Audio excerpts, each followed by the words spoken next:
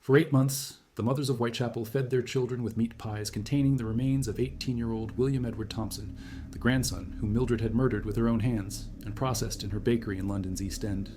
The 62-year-old woman had managed to make an entire community consume human flesh without arousing suspicion, serving daily portions of her own grandson, mixed with the meat of vagrants she had been systematically hunting for months.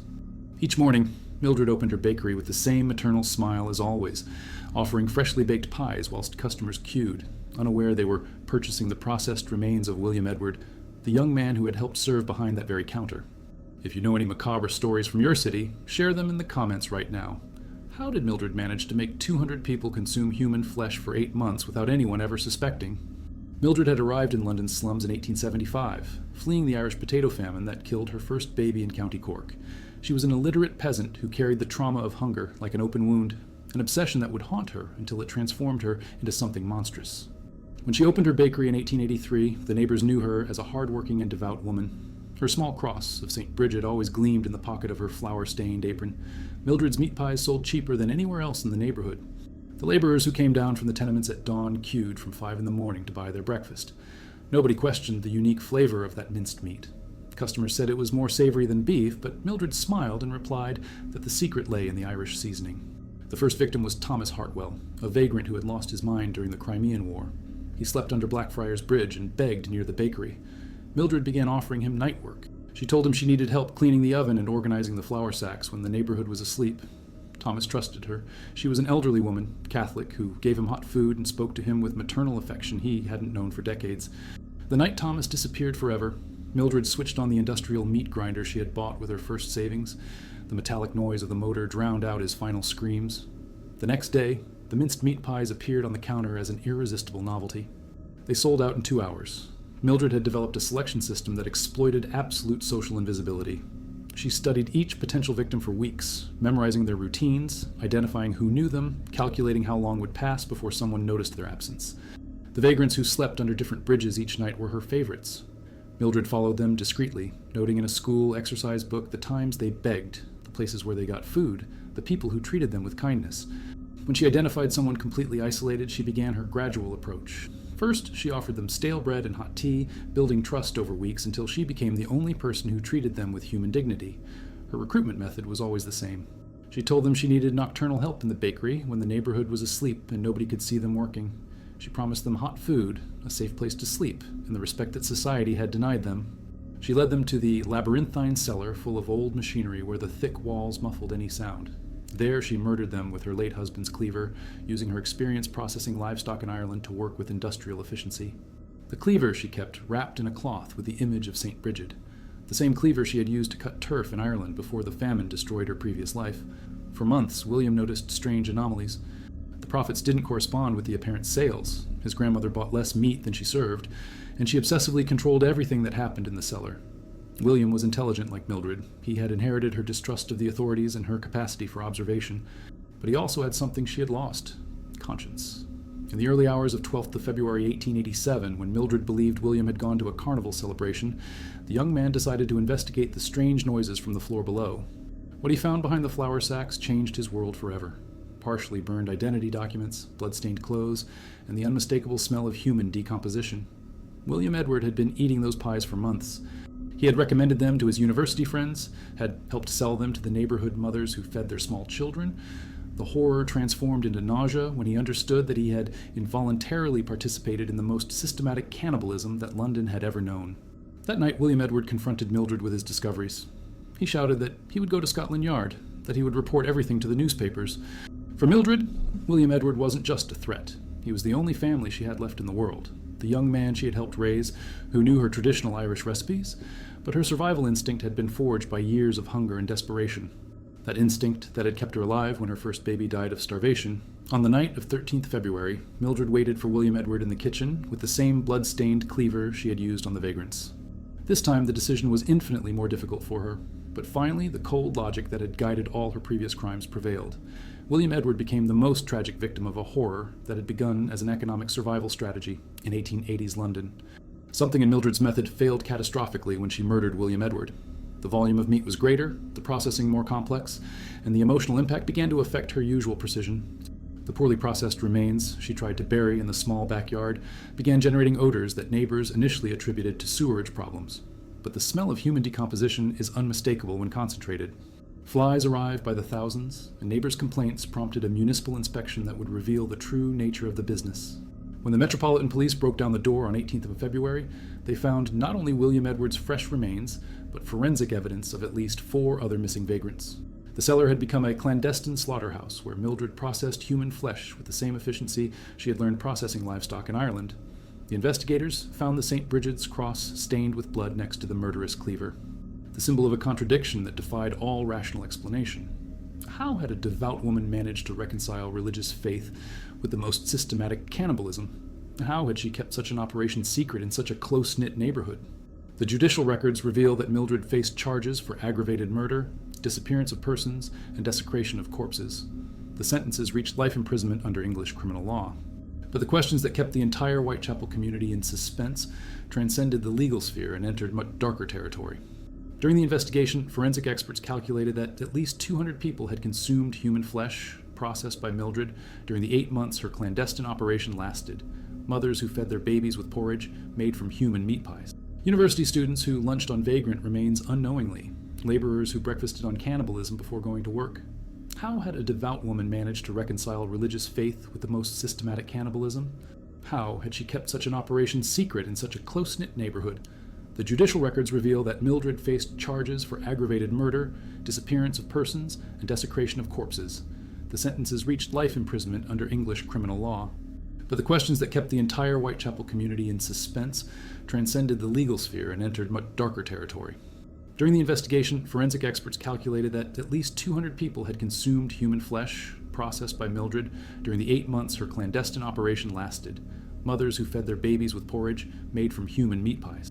University students who lunched on vagrant remains unknowingly. Laborers who breakfasted on cannibalism before going to work.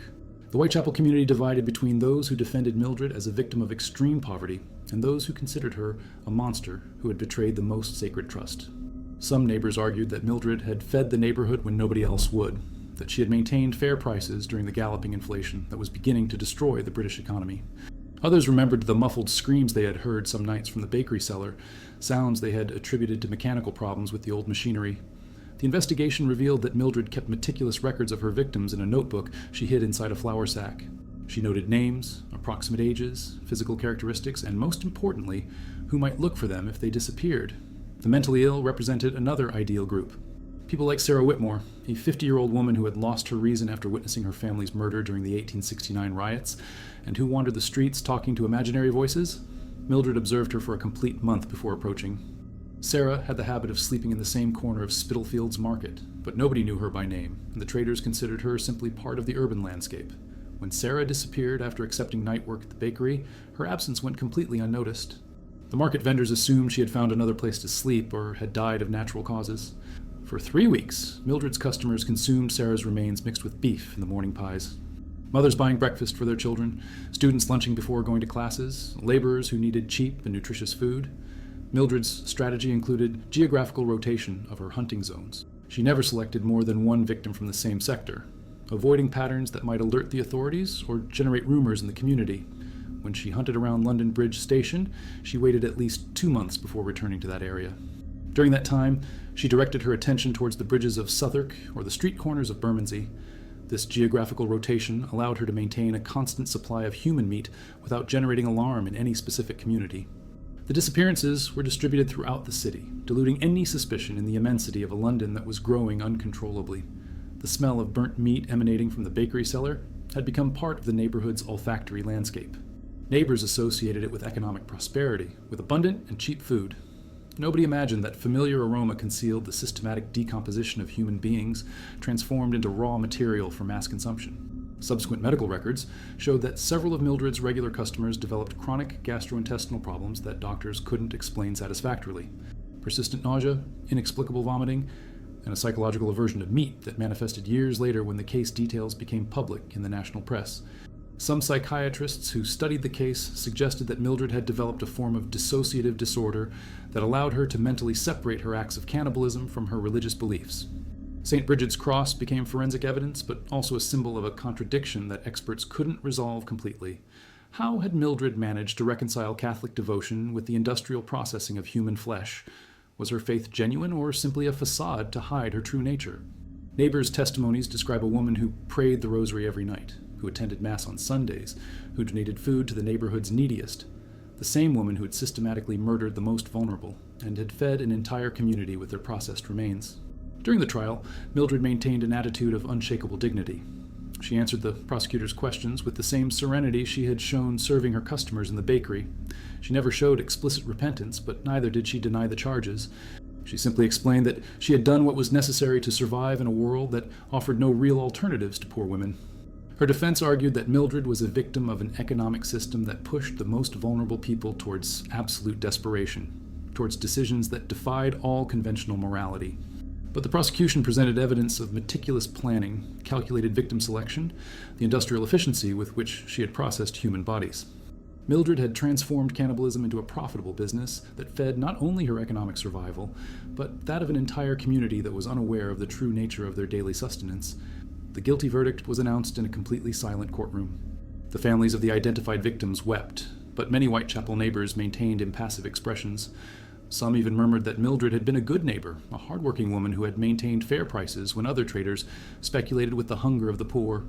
The life sentence was served in Holloway Women's Prison, where Mildred died in 1894 without ever having revealed the complete details of her clandestine operation. She took to her grave the names of victims who were never identified, the exact techniques she had used to process the bodies, and the true numerical dimension of her crimes. Prison records indicate that Mildred maintained her religious routine until the end. She prayed daily, participated in the prison's Catholic services, and kept her St. Bridget's cross, the blood-stained cross that had become a symbol of a contradiction that forensic psychologists never managed to resolve completely. After her death, several investigators attempted to reconstruct the true magnitude of Mildred's crimes. The most conservative calculations speak of 8 confirmed victims in 8 months of operation. But some experts suggest the real number could be significantly higher, considering the efficiency of her method and the abundant meat supply she constantly maintained in her bakery. The Whitechapel community took years to recover normality after the Mildred Thompson case. Many families developed permanent aversion to meat pies of any kind. Children who had grown up eating Mildred's pies faced psychological problems when they understood the nature of their nutrition during those 8 crucial months. Some mothers confessed to having recurring nightmares where they saw their children chewing human flesh, where they tasted death in every bite they had given their families. The bakery premises remained closed for 5 years after the arrest. The new owners had to completely renovate the cellar to eliminate the persistent odors of decomposition, but they never managed to completely eliminate the neighborhood's collective memory. The oldest neighbors still avoid passing that corner during the night hours. Mildred Thompson's case became a mandatory reference for criminologists studying the intersection between extreme poverty, economic survival, and absolute moral degradation. Some experts argue that Mildred represented the logical product of a social system that pushed poor women towards invisibility, towards survival strategies that defied all civilized norms. Others maintain that her case transcends sociological explanations and enters territory of pure mental pathology, of human evil that admits no contextual justifications. The question that keeps experts divided is whether Mildred was a victim who became a victimizer, or simply a predator who took advantage of social conditions to satisfy pre-existing homicidal impulses. The judicial archives preserve photographs of the cellar where Mildred processed the bodies.